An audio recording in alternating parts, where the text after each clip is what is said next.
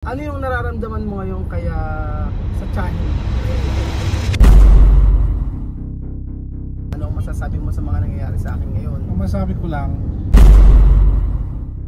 ano ang gagawin mo during the time na nagkakaroon ng problema? Hanggang kailan ka magiging totoong kaibigan para sa akin? Kaibigan para sa akin. kasi ang tao marunong magmahal at mahal mo muna sarili mo bago ka magmahal ng iba. Kasi di ka matutulong magmahal kung di mo mahal ang sarili mo. Magandang araw po sa inyong lahat. Good morning mga idol. Magandang hapon po sa lahat. Good morning po sa inyong lahat mga kababayan ko. For today's video ay dahil po nung isang araw ay si Belgian ay in-interview tayo. Siyempre hindi naman tayo papayag na siya lang mag-i-interview sa atin. So ngayong araw po ay tatanungin po natin si Belgian regarding po sa yung mga naisip po na katanungan. Nakaisip po ako ng mga tanong at gusto kong tanungin si Belgian sa mga nangyayari ngayon. So handa ka na ba Kuya Belgian? Game na! Tagal yung response. Mahina yung signal. Ayan, ang unang katanungan ko Kuya Belgian ay direktang tanong Kuya Belgian. Alam mo naman nangyayari sa akin ngayon at nasa process ako na hindi okay ang aking, sa process ka ng healing? Nasa process ako ng healing. So ang tanong ko, ano ang masasabi mo sa mga nangyayari ngayon sa akin? Ano ang masasabi mo sa mga nangyayari sa akin ngayon? Ang masabi ko lang, hindi lang ikaw na nagkakaganyan. Maraming mga Pilipino rin na katulad mo na nagsasuffer ng ganyan na pangyayari sa buhay. Kailangan tatagal na ng loob, ang tibay ng loob, maging masaya ka. Magkaroon ka dapat ng self-realization sa mga nangyari sa iyo. Self-realization sa mga nangyari sa these few weeks na nangyari sa atin. Okay. Ito, next question. Gaano ka naapektuhan sa mga Galit. Gaano ka naapektuhan sa tamay malakas yung boses mo kasi hindi ka naririnig eh. O gaano ka naapektuhan sa mga problema ko? Ako Raul, di mo sa kaplastikan, talagang naapektuhan rin ako sa nangyari sa iyo at sa akin din. Bilang laging kasama mo kung saan ka pumunta, nakita ko yung mga nangyayari sa ating kapaligiran. Siyempre, I'm also affected. May puso din ako eh. Marunong din ako makaramdam. Tanongin mo at pag minsan, kailangan ko rin i-let go, kailangan mo rin umiyak sa mga umiyak ka ba? Ito. Umiyak ka? Hindi, parang yung ako lang, kinikim-kim ko lang sarili ko. Kasi naniniwala ko na in the time being come, it will let it go. In the time being come, it will let it go. In the time being come, it will let it go. Napakalalim naman pala. Kasi sa susunod na tanong ko, tingin mo ba sa mga decision ko sa pamilya nila, pamilya M, ako, tama ba yung ginawa ko na ipinaglaban hanggang sa uli? Alam mo Roel, lahat naman ng decision mo, sinusuportahan ko naman yan. Pero yung mga decision din na kailangan rin natin ng gabay ng ating mga kaibigan, ng kamag-anak mo, ng pamilya mo, hindi lang sarili mo yung desisyon. Kasi nagbibigay rin sila ng insight kung paano ka makapag-decide ng iyong gagawin sa pamilya nila. Yun po kasagutan ko sa katanungan na yan. Ang pag-decide kasi hindi lang para sa iyo. Tanungin mo rin yung mga nagmamahal sa iyo, sa paligid mo. Dahil alam ko, di ka naman ipapahamak ng mga desisyon na binibigay ng ina-advise ng iyong mga kaibigan mo, pamilya mo na sa paligid mo. Ayun. So I think all the decision mo, nasusuportahan ko naman at ang decision mo. Lahat naman nasusupport naman ako dyan. Ang tanong ko sa iyo, yung totoo, yung walang halong kaplastikan. Tayo kasi magkakaibigan tayo. Ano yung nararamdaman mo ngayon kaya sa tiyahin mo? Ano tayo nararamdaman ko, nasa part na kasi tayo ng healing, di ba? Nasa part na tayo ng process of healing. In-accept na natin yung mga nangyari, in-accept na natin kung anong yung kahinat na ng ito sa ginawa mo ito. Alam na natin. So, para sa akin, yung puso ko nagpakumbaba na at nagbigay na ng daan upang parang ma-release na natin yung ating mga kinagigil na sama ng loob, yung ating inisip na lagi tayong galit. No, it's not about ganyan. Dati natin yung na-release na natin sa ating puso na nasa proseso na ng proseso tayo ng healing sa Tagalog, proseso ng paghilom ng mga sugat na nangyari sa atin in the past few weeks, last month at hanggang ngayon. But because with the guidance of God, makaka-move tayo ng as soon as possible. Past recovery, more is better to make a good content in the following days. Tingin mo ba? Ano pa? Kasi yung... ngayon ako, nakatutok na ko sa paggawa ng mga panibagong content. Yung chapter na nagsara na yun sa akin eh.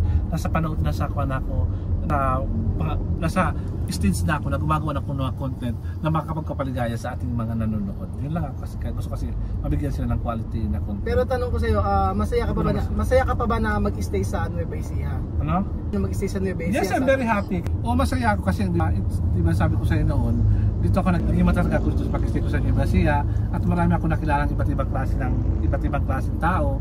Gaya ni Madam na marunong kumanta. This is the first time that I meet a woman that knows how to sing. Si Rabina, nakita ko ng contractor na kahit pagtingin mo sa kanya para siyang hustler pero siya pala marunong sa contracting.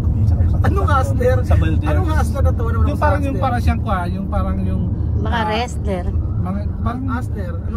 Hustler na yung wrestler. Parang mga, di ba wrestler yung parang di mo siya mapagkatiwalaan. Manggagancho. Manggagancho, parang scammer. Manggagancho naman talaga. Hindi pala siya manggagancho, marami pala siyang alam. Marami siyang alam Hindi ko nagugusto yung sinasabi mo. Construction company. Si Sir yung nagsabi na. Gusto mo bang mamasaheros dito? Marami siyang alam. At least sabi niya sa'yo, hindi ka pala hustler, ikaw ay mapagkubabang tao. Oo, yun. Oo, diba? Ako naman, gusto mo isabihin ganyan. Okay, 1, 2, 3, palakpakan. Siyempre, palakpakan. Gusto mo ibaba kita dito. Bababa ka. Matagal pa UP Town Center. Sige, next question. Kung akong tatanungin, tatanungin kita sa sitwasyon ko, ano ang gagawin mo during the time na nagkakaroon ng problema? Kung ikaw mga nasa sitwasyon ko, ano ang gagawin mo na time na nag-i-start na nagkaroon ng problema? Siguro, ang unang gagawin ko, gagamitin ng diplomasya, sabi natin Marvin, yung diplomatic ko, isa pamaraan ng diplomasya na di may ulo, na kalmado ka, kakausapin mo na maging okay, kakausapin mo na kung paano masosolusyon ang problema, kasi lahat ng problema pwede na masolusyonan, di ba? Even nga sa mga deepest na problema na solusyonan yan, basta huwag ka lang bibitaw, tapos paliwanag mo sa bawat ano yung ibig mo sabihin na huwag nang bibitaw? Ano yung sabihin na huwag kang mawala ng pag-asa? Saan pag-asa? Na magkakasundo ang bawat grupo, ang bawat magkasundo kami ng kaaway ko, magkasundo kami ng kaibigan ko dahil nagkaroon kami ng konting hidwaan, parang ganun. Huwag tayo ipaliwanag mo sa kanya kung bakit at magpatawaran tayo kung sino man nagkamali, maging ng tawad at patawarin yung taong nagkamali. Kung ang isang tao naman na hindi tumatanggap ng kapatawaran, wala tayong magawa, ipagka-Diyos lang natin siya kasi ipagka natin siya na ilumini God ang kanyang puso na siya maging mabait na tao na. Okay? Kaya sinasabi mo na i-let go na. I-let go na kasi kung ang isang gawa na yung party, kung isang nagawa mo ng party mo, tapos kung ito isang bagay na bibigay sa'yo ng mental depression tapos stress, you have to let it go na kasi nga baka mas lalo pang gumarawi pa yung health kasi di ba, mas okay pa, health is wealth na sabi nila. Anin mo ng kayamanan kung hindi naman maganda yung kalusugan, di ba? Anin mo ng pera kung ikaw naka-mild stroke, naka-stroke ka na dyan. You have to love yourself before others. Mahalin mo muna yung sarili bago ka magmahal ng iba. Alagaan mo muna yung sarili bago ka mag-alaga ng ibang tao. Yung sarili mo na, alagaan mo ba? Minamahal mo ba yung sarili mo? Hindi. Kung minamahal mo ba? Kasi ang tao marunong magmahal at mahal mo muna sarili mo bago ka magmahal ng iba. Kasi hindi ka marunong magmahal kung hindi mo mahal ang sarili mo. Magaling na si Kuya Ben. Isa pang katanungan, last na katanungan na. Huli na yan. Huli nito. Hanggang kailan ka magiging totoong kaibigan para sa akin? Hanggat di ka na magbabago. Yun lang. Kung ano ka nakilala kita, na hindi ka nagbago, doon pa rin ako, maging kaibigan mo ako. Pero pag ikaw nagbago na, ay magbago na rin ako. Palakpakan niyo si Kuya Ben. Other friends are for. Keep smiling, keep love. 1, 2, 3. Other friends are for. In good and bad times, I'll be on your side forevermore. And that's what friends are for. Dear Papa Dodo. Itago mo na lang ako sa pangalan. Dear Papa Dodo, ngayong araw nasa mundo ako na kung saan ay naguguluhanan at natatakot. So maraming salamat. Dear Papa Dodo. Oo nga. Mag-aaway. Sino? Ayun, meron palang follow-up question last na. meron pa akong follow-up question. Ang question ko sa'yo ay pag dumating yung time na sinabi ko na medyo kailangan mong bumalik sa Africa. Bakit? Wala, gusto ko lang. Sagot lang. ko yan. Meron ba meron pa pagkakataon na meron pa pagkakataon na nagsisi ka na dapat nasa Equatorial Guinea ka at ikaw ay nagtatrabaho? Wala akong pagsisisi. Sa ngayon, wala akong pagsisisi. Kasi yung asawa ko naman, contented naman sa sahod ko. Hindi siya nag-iiling ng mas malaki. Basta nandyan lang ako.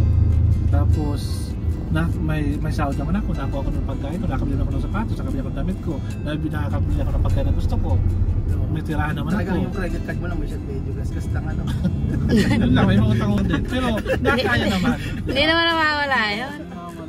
Siguro kung asawa mo siguro matang pobre, yung asawa mo na Ano puro matang pobre? pera lang iniisip, siguro magpapakabot kasi makulang yung pera ganun. Depende siguro sa inyong samahan siguro kung may pamilya ka na kasi kasi pamilya mo. At dahil dyan, Palakpakan ulit. Magaling talaga. magaling ka talaga. Level up na talaga si Tito ko. Ang ganda po ng mga sinabi ni Kuya Bedyon. At dahil dyan ay keep smiling. I'll be on your side forevermore. That's what friends are for. In good times and bad times, I'll be on your side forevermore. Everyone sing. That's what friends are for. Mas maganda yung combo. 1, 2, 3. Vamos a Sikum sa may sayo. Ano pa naman ako? 1, 2, 3. Kumas sa di ba kan? Kumusta na?